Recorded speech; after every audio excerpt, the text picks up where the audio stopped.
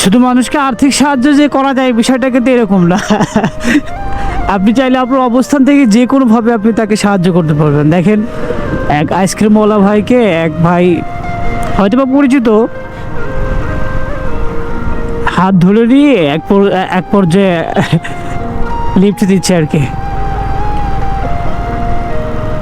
মাশাআল্লাহ, হোক না মানবতা, সেটা ছোট বা বড়, জাগ্রত থাকুক সবার মনে, সবার হৃদয়ে। এখন এমন অবস্থা, বাইকের চেয়ে সাইকেলের স্পিড বেশি।